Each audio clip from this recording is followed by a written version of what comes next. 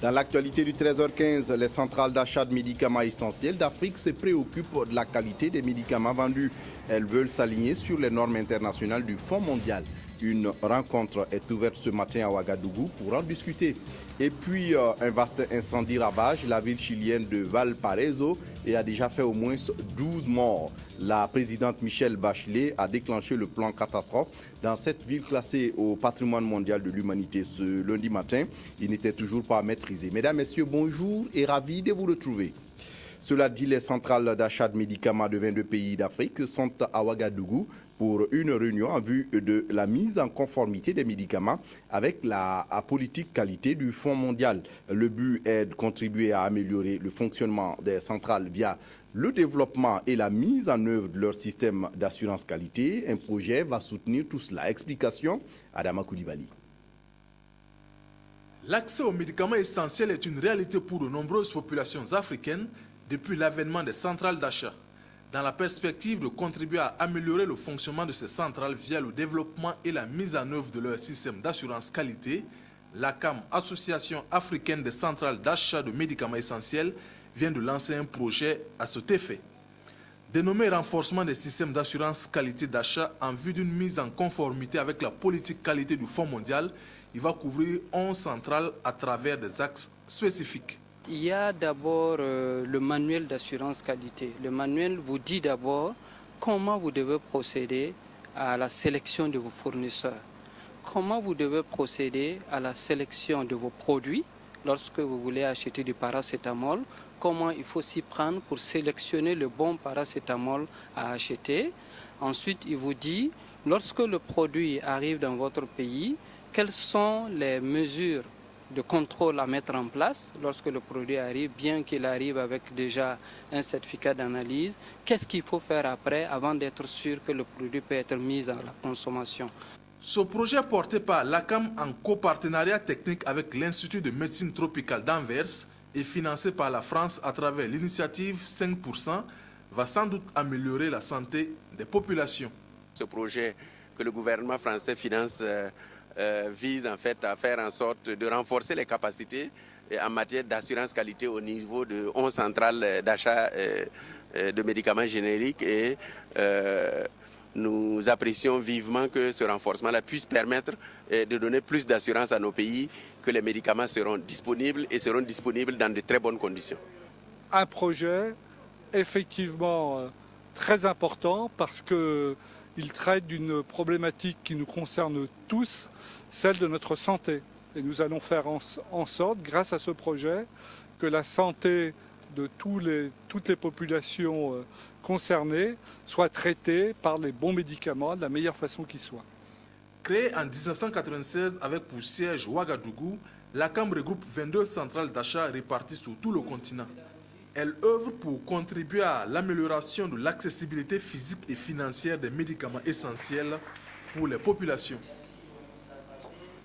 En santé, toujours, on parle de financement basé sur la performance. C'est une approche axée sur les résultats du système de santé, définie comme la quantité et la qualité des services financièrement accessibles, produits et proposés aux populations par le biais d'un contrat de performance.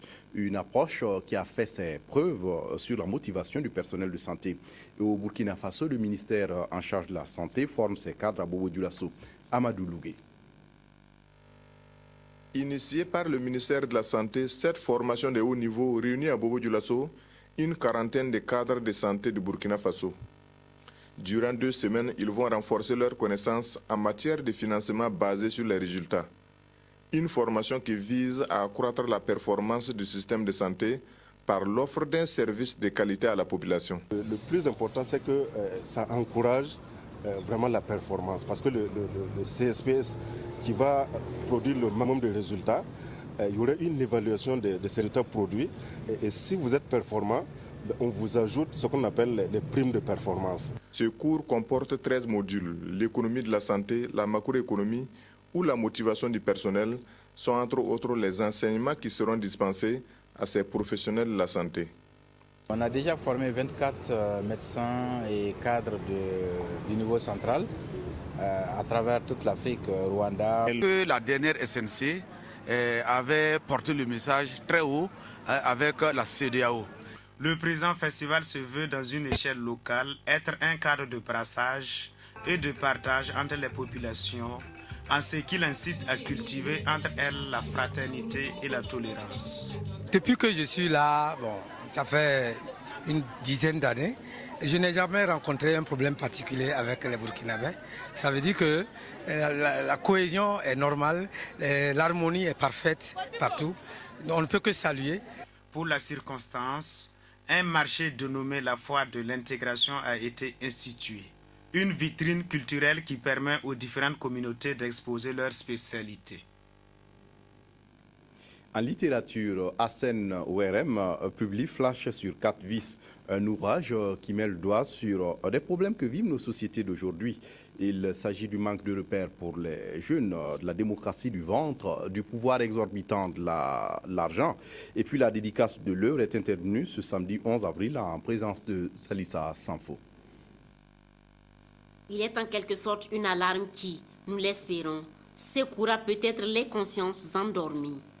Ceci est un extrait de l'œuvre de Hassan Ouerem, un extrait qui traduit ici les motivations de l'auteur, éveiller les consciences. Et pour les éveiller, Hassan fait un arrêt sur les vices qui ont plongé les consciences dans un coma profond. Le premier de ces vices serait le manque de conviction, de repères. L'homme noir aurait, pour ainsi dire, perdu le nord. L'auteur pointe aussi du doigt l'affaiblissement de l'autorité publique, une autorité dévoyée et pervertie, écrira-t-il.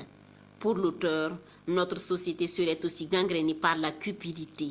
Et pour couronner le tout, c'est la démocratie du ventre qui dicte sa loi. J'ai attaqué ces 4 vices-là parce que pour moi, ils me paraissent les plus importants, parce que c'est eux qui gênent la marche normale des choses. Moi, je souhaite surtout que la jeunesse livre ce livre-là, parce que le contenu, je pense que les concerne au premier rang. 2 remèdes sont proposés dans Flash sur 4 vis pour venir à bout de ces mots. Un engagement profond et sincère et une formation soutenue. Selon les critiques littéraires, cette analyse politique, culturelle et sociale des vices qui minent notre société est consignée dans une écriture simple, toute chose qui devrait faciliter l'accès de cette œuvre à un large public.